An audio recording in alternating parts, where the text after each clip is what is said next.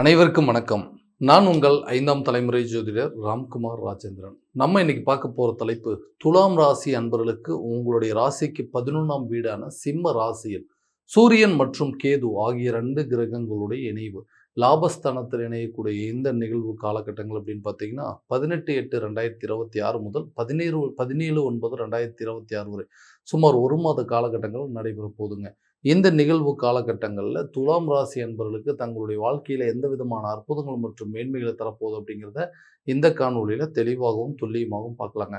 நம்ம சேனலை first time பார்க்குறவங்க இருந்தால் சப்ஸ்கிரைப் பண்ணிக்கோங்க. பெல் பட்டனை கிளிக் பண்ணி ஆல் அப்படிங்கிற ஆப்ஷன் கொடுத்துக்கோங்க.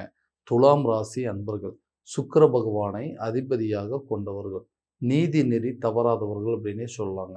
அடுத்தவர்களை எடை போட்டு பார்க்கக்கூடிய அளவுக்கு தன்மையை கொண்டவர்கள். உதவி செய்யும் மனப்பான்மை எப்பவுமே இருக்குங்க. ஆனால் ஒரு விஷயம் சரின்னா சரிங்க, தப்புன்னா தப்பு தான். அந்த சரிங்கிற விஷயத்துக்கு எவ்வளோ பெரிய நியாயமாக இருந்தாலும் அதை அதுக்காக போராடுவாங்க.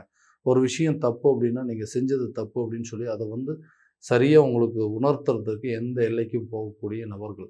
எல்லா விஷயத்தையுமே பார்த்து பார்த்து செய்யக்கூடிய நபர்கள். அடுத்தவங்களுக்கு எல்லளவும் துரோகம் செய்யக்கூடாதுன்னு நினைக்கக்கூடிய ராசியும் இந்த துலாம் ராசி அன்பர்கள் தான்.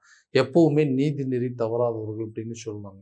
ஸோ அந்த மாதிரி இருக்கக்கூடிய காலகட்டங்களில் அந்த மாதிரி ஒரு ராசிக்காரருக்கு தன்னுடைய வாழ்க்கையில் எல்லாமே பர்ஃபெக்டாக தான் செய்கிறோம், எல்லாத்துக்கும் நல்லது தான் செய்கிறோம், ஆனால் நமக்கும் நல்லது தான் நடக்கும் அப்படிங்கிற விஷயத்தில் தேவையில்லாமல் குழப்பங்கள் அப்படிங்கிறது இருந்துச்சு. ஏன்னா நீங்கள் நல்லது செஞ்சால் உங்களுக்கு நல்லது நடக்கும் அப்படிங்கிறது கிடையாது. நீங்கள் நல்லது பண்ணி உங்களுக்கு கெடுதல் தான் அதிகமாகவே நடந்திருக்கு. ஏன்னா அந்த அளவுக்கு பாதிப்புக்கு உள்ளாக்கக்கூடிய ஒரு ராசி அப்படின்னே சொல்லலாங்க. வரக்கூடிய காலகட்டங்களையாவது ஏதாவது மாற்றங்கள் இருக்காதா? நிறைய சேஞ்சஸ் அப்படிங்கிறது பண்ணணும். எதை பண்ணாலும் நஷ்டமாகுதுங்க, எதை பண்ணாலும் விரயமாகுது. எனக்குன்னு ஒரு லாபத்தை சம்பாதிக்கவே முடியல, ஒரு ப்ரொமோஷன் இல்லை, சேலரி இன்க்ரிமெண்ட் இல்லை, கரெக்டான ஸ்டேஜில் திருமணம் அப்படிங்கிறது நடக்கலை அப்படின்னு சொல்லி நிறைய குழப்பத்தில் இருக்கக்கூடிய இந்த ராசிக்காரர்களுக்கு கூடிய விரைவில் உங்கள் வேலையில் மிகப்பெரிய ஒரு மாற்றத்தை நிகழக்கூடிய ஒரு தருணம் அப்படின்னு சொல்லலாங்க. ஸோ இது வரைக்கும் கஷ்டப்பட்டு வேலை பார்த்துட்டு இருந்தீங்க. அந்த கஷ்டத்தில் சில நேரத்தில் விருப்பமே இல்லாத துறையில் கூட இஷ்டப்பட்டு வேலை பார்த்துட்டு இருந்தீங்க. ஆனால் தனக்குன்னு படித்த படிப்புக்கும் தான் செய்யக்கூடிய வேலைக்கு சம்மந்தமே இல்லைன்னு தெரிஞ்சுமே அந்த வேலையை முழு இன்ட்ரெஸ்ட்டோடு செஞ்சுட்டு இருந்தீங்க. ஆனால் அந்த வேலையில் உங்களுக்குன்னு ஒரு அங்கீகாரம் இல்லை. உங்களுக்கு பின்னாடி சேர்ந்தவங்களுக்கெல்லாம் ட்ரான்ஸ்ஃபர் கொடுக்குறாங்க, ப்ரொமோஷன் கொடுக்குறாங்க, சேலரி இன்க்ரிமெண்ட் கொடுக்குறாங்க.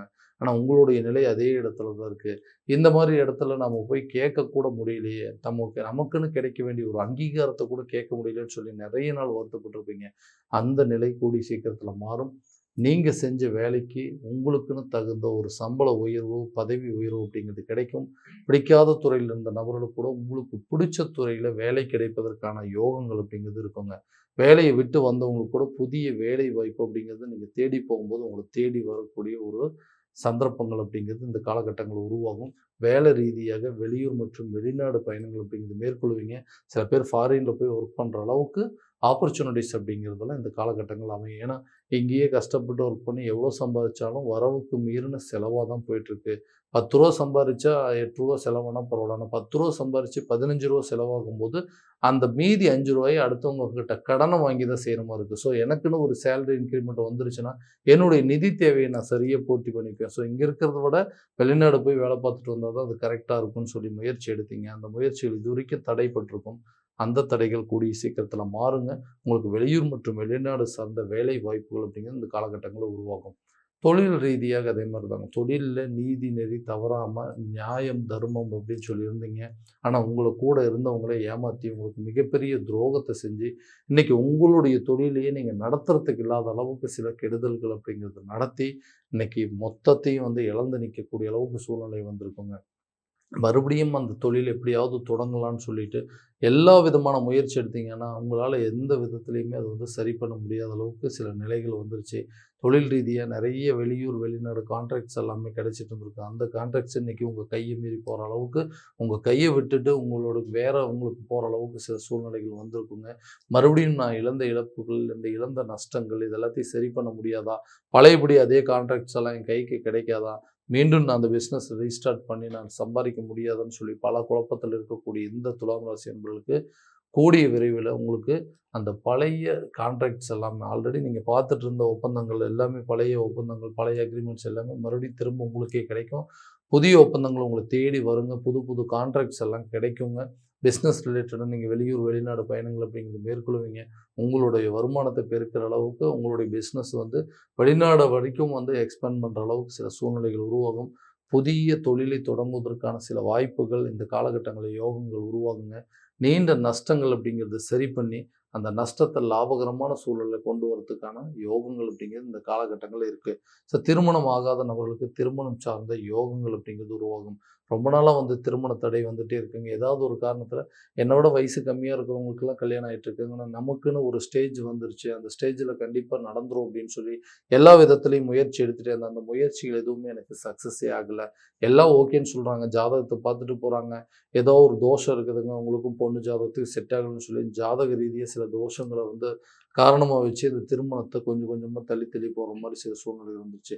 எனக்கு ஒரு நல்ல பந்தங்கள் அமையாதுன்னு சொல்லி எதிர்பார்த்துட்டு இருக்கக்கூடிய இந்த ராசிக்காரர்களுக்கு கூடிய விரைவில திருமணம் சம்பந்தப்பட்ட தடைகள் அகண்டு, திருமணம் சம்பந்தப்பட்ட அனுகூலங்கள் அப்படிங்கிறது ஏற்படும். குடும்பத்தில கூடிய விரைவில ஒரு சுப காரியம் அப்படிங்கிறது ஏற்படுங்க.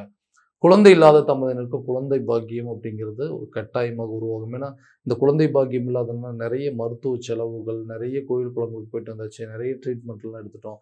அது எல்லாமே வீண் விரயங்கள், நஷ்டங்களா தான் மாறிட்டு இருந்தது. எங்களுக்குன்னு ஒரு நல்ல அந்தஸ்து உருவாகணும்னா, எங்களுக்கு ஒரு குழந்தை பாக்கியம் ஏற்படும்னு சொல்லி எதிர்பார்த்துட்டு இருக்கக்கூடிய இந்த ராசிக்காரர்களுக்கு, கூடிய விரைவில குழந்தை பாக்கியம் சார்ந்த யோகங்கள் அப்படிங்கிறது கண்டிப்பாக உருவாகும். கணவன் மனைவிக்கிடையே இருக்கக்கூடிய கருத்து வேறுபாடுகள் காரணமே இல்லாம சண்டை போட்டு இன்னைக்கு பிரிஞ்சு ஆளுக்கு ஒரு திசையில வாழ்ந்துட்டு இருக்கிறோம். யார் சொல்லியும் கேட்கல. தேவையில்லாத நபர்கள் நான் இவ்வளோ சொல்லியும் கேட்காம மத்தவங்க சொல்ற விஷயத்த கேட்டு இன்னைக்கு வந்து குடும்பத்துக்குள்ள பயங்கரமான குழப்பங்கள் அப்படிங்கிறது ஏற்பட்டு ஆளுக்கு ஒரு திசையில பிரிந்து வாழ்ற அளவுக்கு சூழ்நிலை. சில பேர் வந்து டிவோர்ஸ் வரைக்கும் போட்டுட்டு, இனிமேல் உங்க கூட சேர்ந்து வாழ முடியாது. இனிமேல் நீங்க வந்து நானும் வந்து சேர்ந்து வாழ்ந்தோம்னா, இந்த வாழ்க்கை நீடிக்காது அப்படின்னு சொல்லி டிவோர்ஸ் வாங்குற அளவுக்கு சில நிலைகள் அப்படிங்கிறது வந்திருக்குங்க. அந்த நிலையை வந்து எப்படியாவது சரி பண்ணணும். எப்படியாவது அவங்ககிட்ட பேசணும்னு சொல்லி நான் எடுக்கிற ஒவ்வொரு முயற்சியும் ஃபெயிலியர் ஆயிட்டே இருக்குங்க. நான் கூடிய சீக்கிரத்தில நீங்க 2 பேரும் ஒண்ணா பேசி உங்களுடைய பிரச்சனைய வந்து தீர்த்து கொள்ளக்கூடிய அளவுக்கு யோகங்கள் உருவாகும். அதே நேரத்தில நீண்ட நாள் கணவன் மனைவிக்கிடையே இருக்கக்கூடிய கருத்து வேறுபாடுகள் நீங்கி, உங்களுக்குள்ள ஒரு நல்ல அந்யோன்யம் உண்டாகும். இதனால குடும்ப அமைப்புகள் நல்லபடியா இருக்கும். பிரிந்த நபர்கள், பிரிந்த குடும்பத்தார் எல்லாமே ஒண்ணு சேருவதற்கான யோகங்கள் கட்டாயமாக உருவாகும். வீடு கட்டக்கூடிய யோகம். ரொம்ப நாளைக்கு முன்னாடி ஒரு இடம் வாங்கி போட்டேங்க. அந்த இடத்துல இப்போ சொந்தமா ஒரு வீடு கட்டணுங்கிற முயற்சி எடுக்கிறேன். ஆனா, அந்த வீட்டு வேலையை எந்த சூழ்நிலையும் என்னால செய்து முடிக்கவே முடியல. ஏன்னா, ஆரம்பிச்சாச்சுங்க. ஓரளவுக்கு கொண்டு போயிட்டேன். ஆனா, அந்த முழுமை பெறாத ஒரு நிலையிலேயே இருக்குது. பண தேவைகள் ஏதாவது ஒரு விதத்துல விரயங்கள் ஆகுது. பணம் உடனே கைமாத்தா வாங்கிட்டு போயிட்டு அடுத்த நாளே குடுத்துர்றேன்னு சொல்லி வாங்கிட்டு போனவங்க, இன்னைக்கு வந்து வருஷக்கணக்குல இழுத்துட்டு இருக்கிறாங்க. எங்கிட்டருந்து பணம் வாங்கிட்டு போனவங்க எனக்கு குடுக்கல. நான் எதிர்பார்த்ததுலருந்து எனக்கு பணம் கிடைக்கல. இதனால வீட்டு வேலைய முடிக்க முடியலன்னு சொல்லி வருத்தப்பட்டுட்டு இருக்கிறவங்களுக்கு, கூடிய சீக்கிரத்தில உங்களுடைய வீட்டு வேலையை முடிப்பதற்கான யோகங்கள் உருவாகும். பணம் ஏதாவது ஒரு வகையில உங்க கைக்கு வந்து சேருங்க. வீட்டுக்கு தேவையான பொருட்கள வாங்குவீங்க. வண்டி, வாகனம் வாங்குவதற்கான யோகங்கள், நிலம், கட்டிடம் சம்மந்தப்பட்ட அனுகூலங்கள்லாம் இந்த காலகட்டங்கள்ல இருக்கும். நீங்க பழைய ப்ராப்பர்ட்டிய விற்பனை செய்வதனால, அது மூலமா நல்ல ஒரு லாபத்தை சம்பாதிக்கக்கூடிய அளவுக்கு சில வாய்ப்புகள் அப்படிங்கிறது உருவாகும். பழச விப்பீங்க, புதுசு வாங்குவீங்க. வித்து அதாவது விரயத்த பண்ணி திரும்ப கரையம் பண்ற அளவுக்கு சில யோகங்கள் அப்படிங்கிறது இந்த காலகட்டங்கள்ல உருவாகுங்க. கல்வி சம்மந்தப்பட்ட தடைகள். கல்வியில இதுவரைக்கும் நெறைய குழப்பங்கள் அப்படிங்கிறது இருந்திருக்கும். தேவையில்லாத மன உளைச்சல் இருக்கும். நம்ம ஆசைப்பட்ட துறையை தேர்வு செய்ய முடியலையே, இல்ல அதே துறையில வந்து வேலைக்கு போக முடியலையேன்னு சொல்லி நெறைய குழப்பங்கள் இருக்கும். அந்த குழப்பங்கள் கூடிய சீக்கிரத்தில தீருங்க. நீங்க விருப்பப்பட்ட துறையில சாதிக்கக்கூடிய அளவுக்கு சில யோகங்கள் உருவாகும். நீங்க ஆசைப்பட்ட படிப்பு படிப்பதற்கான சில அனுகூலங்கள் அப்படிங்கிறது ஏற்படுங்க. அடுத்ததா இந்த கல்வி இது விஷயத்துலலாம் இந்த ஆரோக்கிய ரீதியாக நெறைய பாதிப்புகள் அப்படிங்கிறது உண்டாயிருக்கும். ஏன்னா, ஏதாவது ஒருத்தருக்கு மாத்தி ஒருத்தருக்கு வீட்ல வந்து உடல் ரீதியா பாதிப்பு வந்துட்டே இருக்குங்க. நெறைய மன உளைச்சல் அப்படிங்கிறது ஏற்பட்டதுனால வீண் விரய செலவுகள், மருத்துவ செலவுகள் அப்படிங்கிறது எதிர்பாராத நேரத்தில எதிர்பாராத விதமான சில செலவினங்கள், நஷ்டங்கள் அப்படிங்கிறது குடுத்துட்டு இருக்குங்க. அந்த நிலைகள் மாறும். ஆரோக்கியத்தில நல்ல ஒரு இம்ப்ரூவ்மெண்ட் அப்படிங்கிறது இருக்கும். நீண்ட நாள் பிரச்சனைகள் அப்படிங்கிறது உங்க உடம்புல இருந்து முழுமையா சரியாகக்கூடிய அளவுக்கு சில வாய்ப்புகள் அப்படிங்கிறது இந்த காலகட்டங்கள்ல உருவாகணும். கடன் சம்பந்தப்பட்ட விவகாரங்கள்.